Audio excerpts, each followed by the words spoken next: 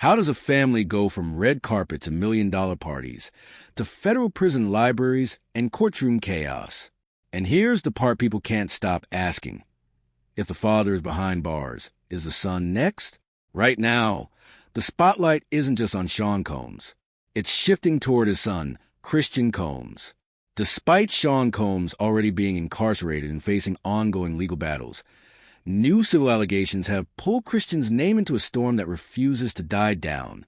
None of these claims have been proven in criminal court, and they remain allegations in a lawsuit. But the details laid out are serious. And that's where it gets messy. It all reportedly began in December 2022.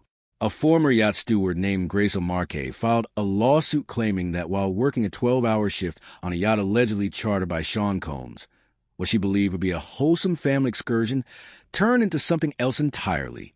According to her complaint, the environment shifted into what she described as hedonistic, rampant drug use, celebrities, sex work. Allegedly found her a short time later and insisted she find him a place to sleep. She directed him to the yacht cinema, which was used as an extra sleeping area where he blocked her in, the suit states. Christian Combs allegedly began to touch her and took off his clothes. The suit states that his blank was blank and he grabbed her arms and was trying to force the plaintiff to perform, brains on him, the suit states. And here's what complicates everything. The yacht was reportedly not in California at the time. Maritime jurisdiction can blur legal lines. Different states, federal waters, international implications. Difficult doesn't mean impossible, but it does mean complex. However, with multiple federal, state, and international investigations reportedly surrounding Sean Combs and his associates, observers say any connected allegation could be revisited if new evidence surfaces. Now shift forward.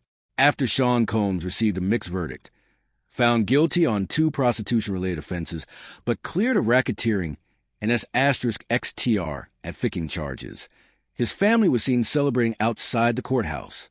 Videos circulated online showing Christian shirtless, doing push-ups on the sidewalk, shouting, dancing. Critics called it tone-deaf. Supporters called it relief. But former associates like Gene Deal publicly criticized the display, arguing that investigators and judges watch everything. Well, Markey says that she had been working as a steward, providing food and drinks on that yacht for a 12-hour period, and she was 25 years old at the time. She believed that the trip would be a, quote, wholesome family excursion, but says it, quote, turned into a hedonistic environment, even describing rampant drug use amongst sex workers and celebrities who came on board. She believes that the alcohol on the yacht had been laced with drugs because she says women would have one drink and then almost immediately pass out. Or December 28th, 2022. She says that Christian reportedly arrives on that yacht very intoxicated and then pressures her to take shots of tequila. She says that she did, that Christian allegedly tried to get her to drink more, and she tried to get her to drink more in the yacht's makeshift recording studio. And that's important, and I'll explain why in a second. The complaint reads, at this point, defendant C. Combs violently grabbed plaintiff's arm and began hurting her. He pulled plaintiff to the seat beside him and prevented her from getting up. And she says from there, she claims from there, that Christian allegedly kisses her neck and face as he gropes her legs, her breasts, her private areas. And according to her, she reportedly tells Christian, quote, excuse me, you don't touch my legs like that. I'll move my legs where I want to. If I want to do this, then I will. You don't touch my legs like that. Now, remember where I said this was happening, this recording studio? Well, the alleged assault was reportedly witnessed by Rodney Lil Rod Jones. This is a music producer who had apparently accompanied Combs basically everywhere for a year while they were working on Combs' latest album, Love, Off the Grid. And we remember that Rodney Jones has filed his own separate lawsuit against Sean Combs and others. And he was saying that he was in this recording studio when this was going on, when Christian and Omarkey were there. And he might even have some audio that was recorded. Tried to go back to work. But Christian ends up finding her and wants her to find him a place to sleep for the night in the yacht. So she takes him to the cinema room of the yacht. And that is when she claims Christian stopped her from leaving, groped her, took off all of his clothes, and tried to force her to perform oral sex on him. Now, she says she was allegedly able to fight him off. Someone walks into the room, and then she was able to leave. And she said when she reported this to the captain, according to her, the captain berates her. And she alleges that the captain may have even been paid off by Sean Combs to keep quiet about what happened. And I will tell you what's really interesting about this complaint, embedded in the complaint are photographs that purport to be Omarke's arms with bruises on them. And that is really interesting. You don't usually see that in a complaint like this. Now, she's not only suing Christian Combs, like I mentioned before, for all those different causes of action, but she is also suing Sean Combs too.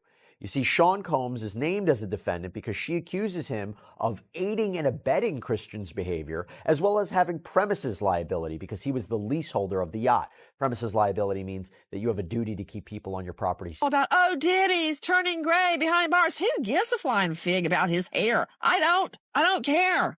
I want this to be about the victims. That's what I want. That's how I perceive it. And I have dealt with so many victims. I've had victims that could never have a romantic relationship with a man after that. That feeling of helplessness, you can't fight back. And you just, then after, people may not believe you. If you're lucky enough to have children, it affects how you raise them. You know, like my fiance was murdered shortly before our wedding. You think I don't know where my children are right now? You don't think I'll look at Life 360 50 times a day? When my husband leaves to go out of town, I'm like, well, he could die. That's just my reality. That's trauma. Yeah. Same thing with Gene Deal claimed that behavior like that can influence how courts view a defendant's character. That's his opinion, not a judicial finding. But perception matters, especially when legal proceedings are ongoing. Christian later appeared in another viral clip, attempting to get his girlfriend to twerk on camera, again drawing backlash. None of this is illegal, but in the court of public opinion, it adds fuel. And while Christian posts and celebrates, his father's reality looks very different. After his September 2024 charges, including racketeering and S*XTR, at ficking allegations that he denied, Sean Combs was held at the Metropolitan Detention Center in Brooklyn, a facility long criticized for violence and harsh conditions. Video from inside showed inmate fights that reportedly left a guard hospitalized. Later, his legal team succeeded in transferring him to FCI Fort Dix in New Jersey. Reports indicate he now works in the prison library under a rehabilitation program. Steel beds, laundry duty, structured schedules, a dramatic fall from private jets and billion-dollar branding. There were also claims raised during hearings that he felt unsafe at MDC, including an alleged incident involving a knife. Those accounts were presented in court arguments, but have not been independently verified through public findings. Meanwhile, argued the women were willing participants in fulfilling Combs' sexual desires, and that all the encounters we heard about in this trial were consensual. And there you see, after the verdict, Diddy's family celebrating on the streets in New York City, doing push-ups on the sidewalk while others danced. They said a few words. King clown. That's some real clowns. Man, listen to me, man. Let me just tell you something, bro. And this is real talk. He's still going to jail. You happy because he didn't get the RICO and the racketeering, so he gets to keep his money. He gets to keep his inheritance. He gets to keep all the that they stole over the years from other people. That's why he happy. Him and Puff wasn't that tight. They used to go at it. People close by would tell that story. Yeah, that's still his father. But you and I both know that extra shit right out there, come on, man. Outside the court, the judge might give him extra time for this and his antics. Puff not coming home, bro.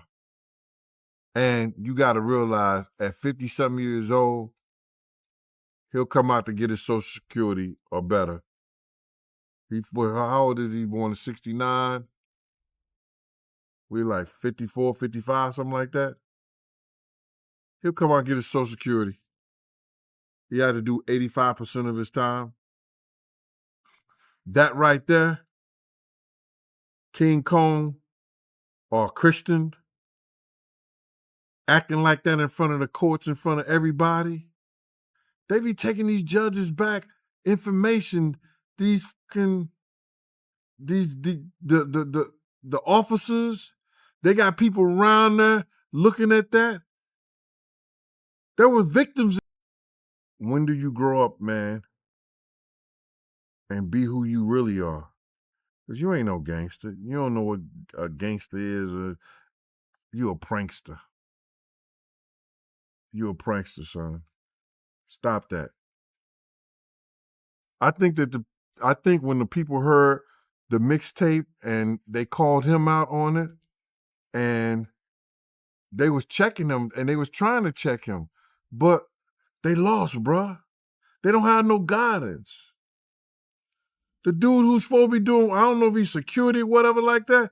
Man, what the fuck is you doing out here like this? He gets on the ground and start doing push-ups up with him. Bruh, for real? Man, put your shirt on and get your ass back in that damn car. Stop acting like you stupid. Act like you got some sense. That's when they making the dollar make them, bruh. The dollar is making them. What you happy about? You gotta realize they know his daddy's still going to jail. They happy because they feel like the government doesn't have a right to mess with nobody's assets at this time. The verdict on the RICO, non and void. Nothing.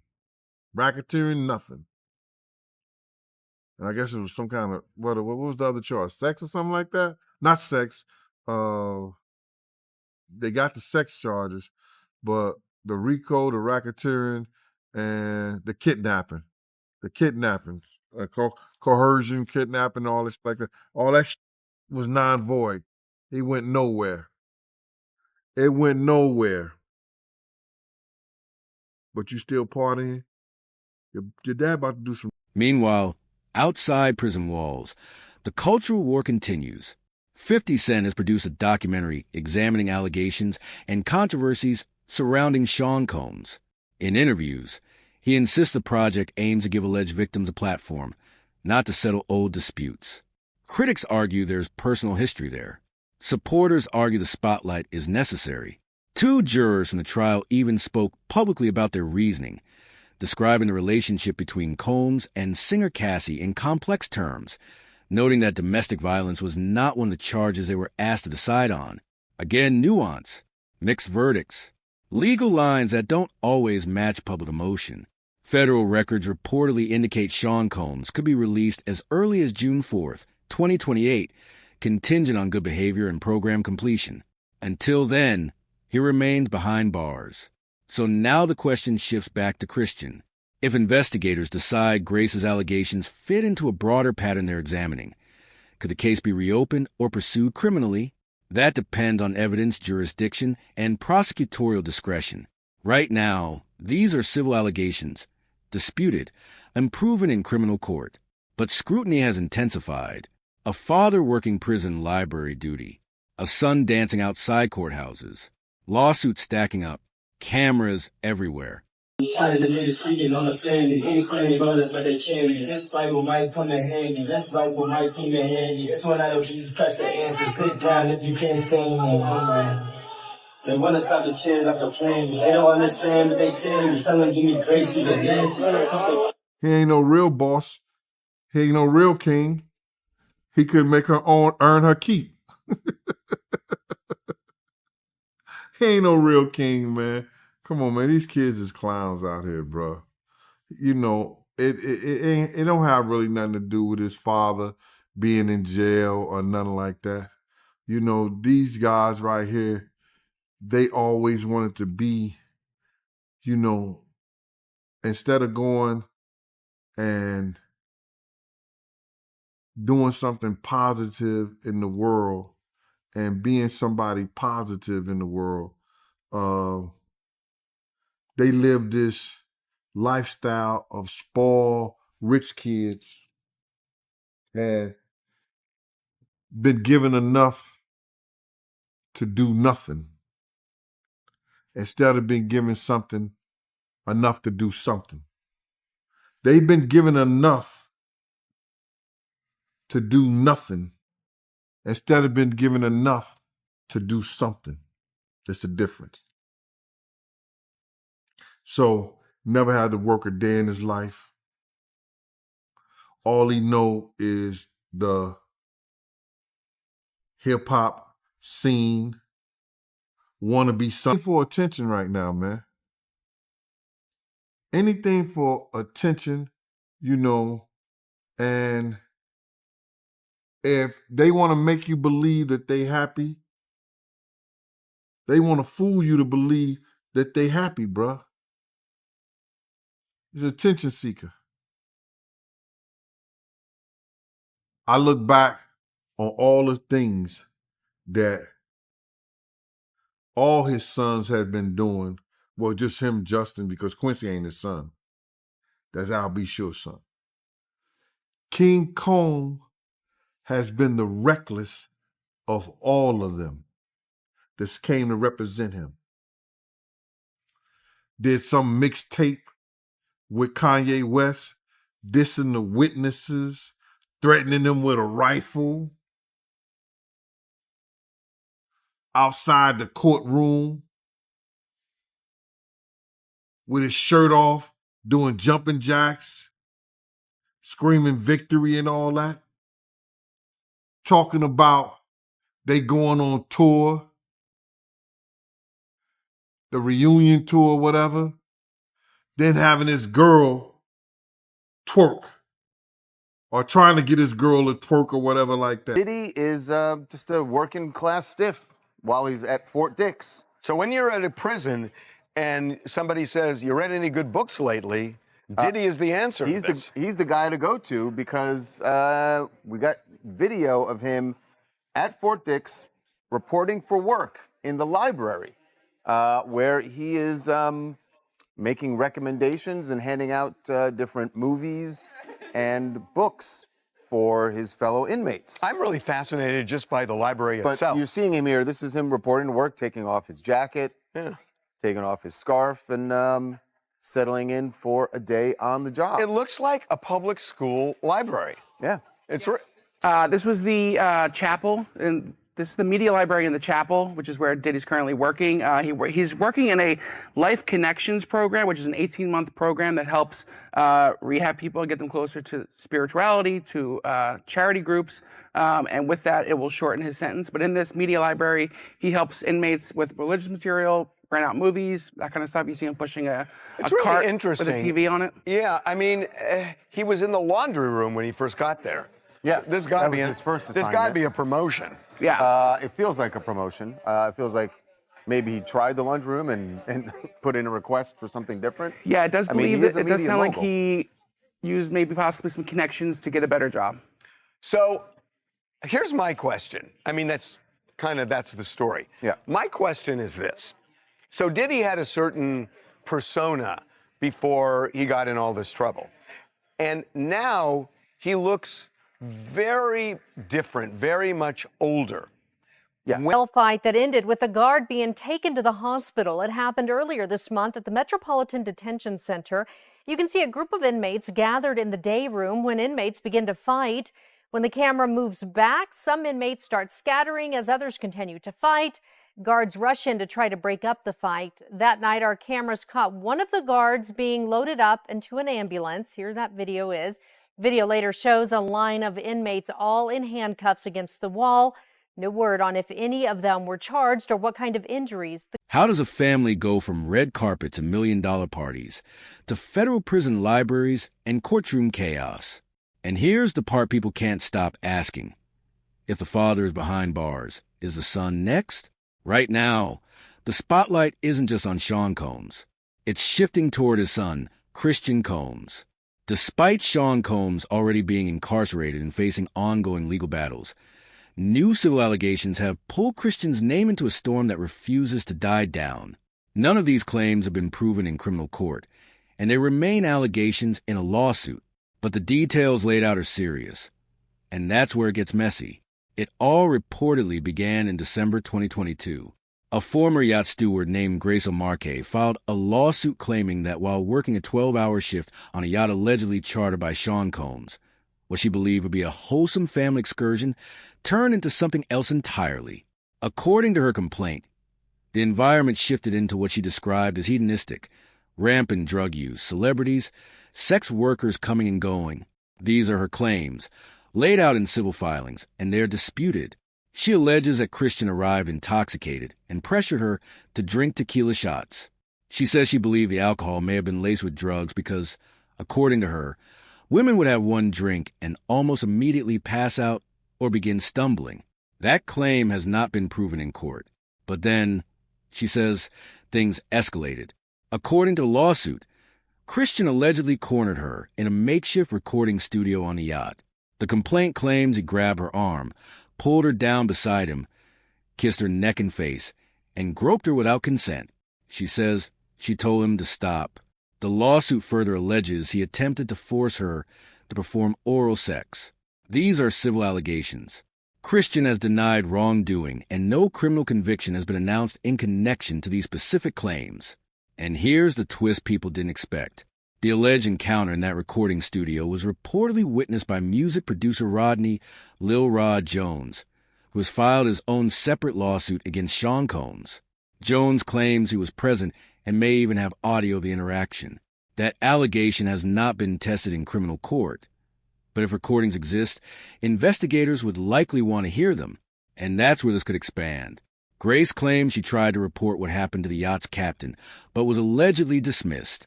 She further alleges there may have been an effort to silence or sideline her. Again, those are her claims in a civil complaint. What makes the filing unusual, though, is that photographs of alleged bruises on her arms were embedded directly into the lawsuit. That's not something you see every day in civil pleadings, and it raises the stakes.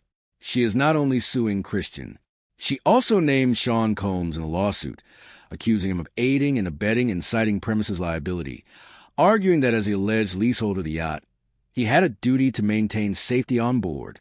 Those claims are contested. No court has ruled on them yet.